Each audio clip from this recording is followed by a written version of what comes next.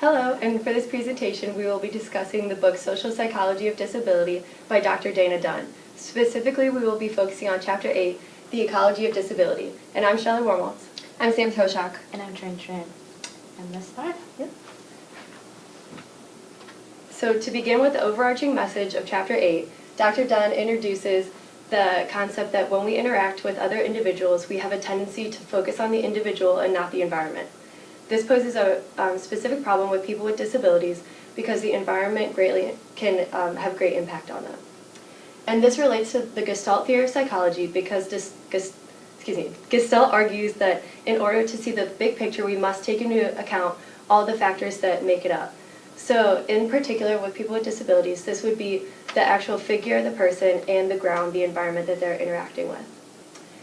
So on the point of when we interact with individuals, how we have a tendency to focus on the individual, specifically where our attention is drawn to a defining feature of that individual. And in the case of people with disabilities, this tends to be their disability. And this leads to labels being quickly attributed to people with disabilities without taking into account environmental factors that can have a great impact on them. So I've been talking about the environment, and our behavior is completely contingent on the environment that we're in. And in order to change these false attributions that people without disabilities may make to people with disabilities, we must change our initial focus and attention from seeing the individual first to perceiving the environmental factors that might be impacting them, and then focusing on how they interact with their environment. And social support is a very important resource for people with disabilities. So there was a Disability Rights Act, the ADA, that was passed in the late 20th century that greatly increased the presence and inclusion of people with disabilities in the United States.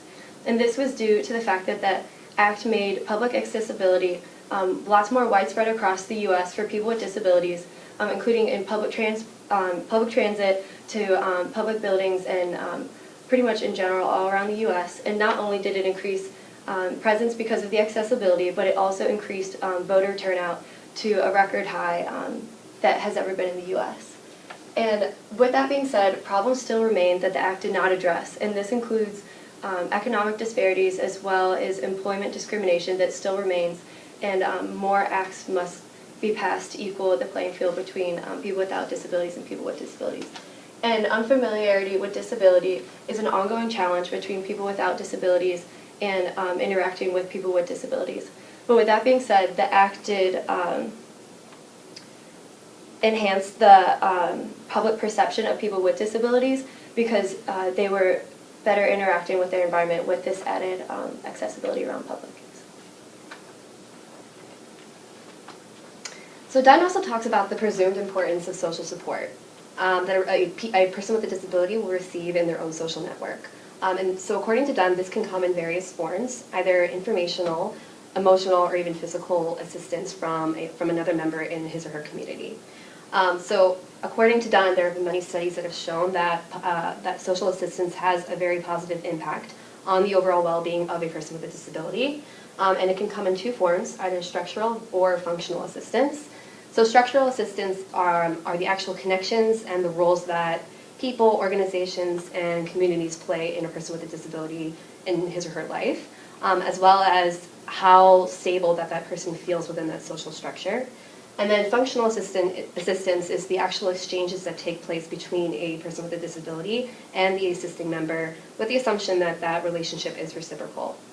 Further, there have been many studies that show that social support has a very positive impact for persons with disabilities, regardless if they have the ability to advocate for themselves. And so it can be beneficial for a person who is less assertive or someone who is more extroverted.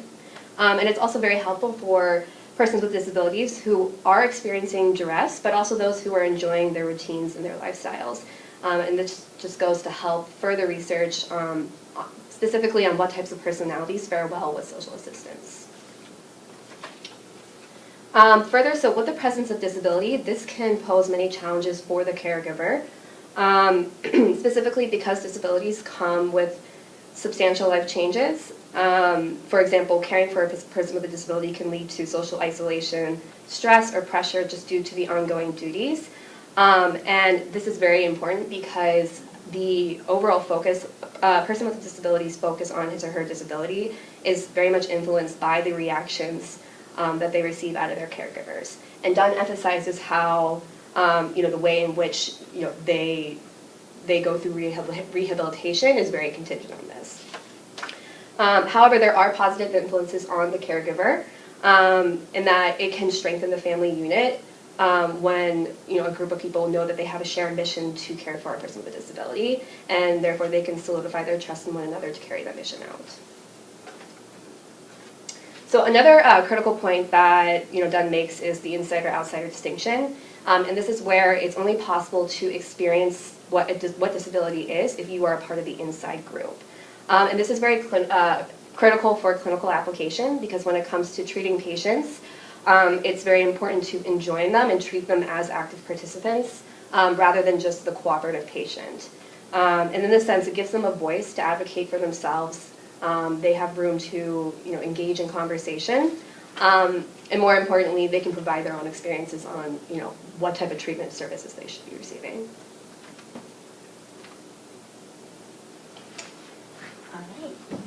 So in the next part, Dunn discusses disability studies and activism. She reiterates the fact that disability studies today reject the traditional approach that disability is a personal problem that can be treated, and before disability is considered a personal responsibility, placing the full responsibility for coping on the shoulders of people with disabilities, and that should not be the case. So disability studies today considers the person with disability within his or her environment, making the environment even more liable for change than the person him or herself.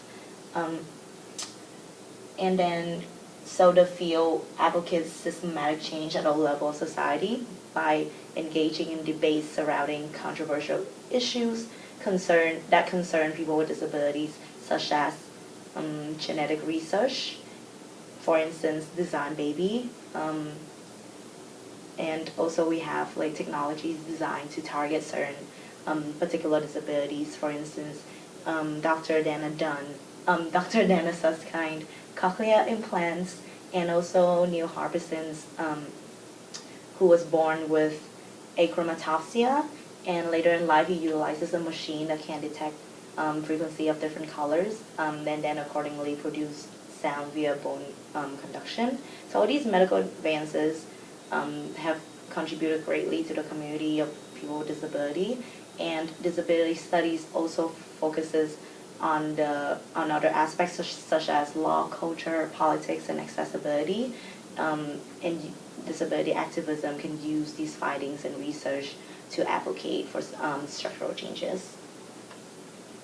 However, the author made a point to raise concerns that have been surrounding research, the psychology research in disability. For instance, the role of people with disabilities in research have been very skewed. There's not an equal distribution of people with disabilities who are investigators and participants.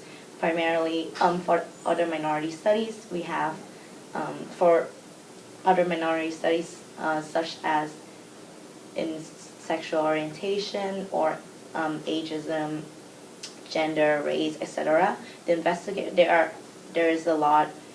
are a lot of people who does the study that are also representative of the minority, but this is not the case for the research in disability. Also, we have the lack of emphasis on a socio-psychological approach that studies history, culture, as well as interpersonal relationships that can help people with disabilities to cope with a disability. Instead, it focuses primarily on medical approaches in treatment, adaptation, and adjustment. And lastly, there is a lot of problem with the research materials surrounding framing questions, survey content, and person-first language that is too limited and overlook the variety of disabilities there are in existence. So the findings that come out only reflect a very homogeneous aspect of the community, and is not applicable to the heterogeneous community of people with disability. So in 2003, Olkin and Fletcher have compiled two paradigms for psychology research on disability. One that is based on a medical approach and the other is based on a social approach. As I've mentioned, there is more evidence of research engaging in the medical approach rather than the social approach, but it's also important to consider the fact that like over a lifespan of people with disability, both models can be applicable alternatively depending on the timeline, and one should not overshadow the other in treatment, adaptation, and adjustment. And so the author concluded the book by saying that disability research should only matter when its implications take shape as real-life applications. And as an advice that she gave to people with disability is to stay as active and adamant in securing their civil rights as societal responsibilities toward the community of people with disability should not be charity, should not be public expenses, but it is securing civil rights for this population. And also readers of the book should also apply ideas into their daily life interactions, such as person-first language to combat negative stigmas and stereotypes surrounding people with disabilities. And that's it for our presentation. Thank you again for your attention, and we hope you find the presentation really helpful.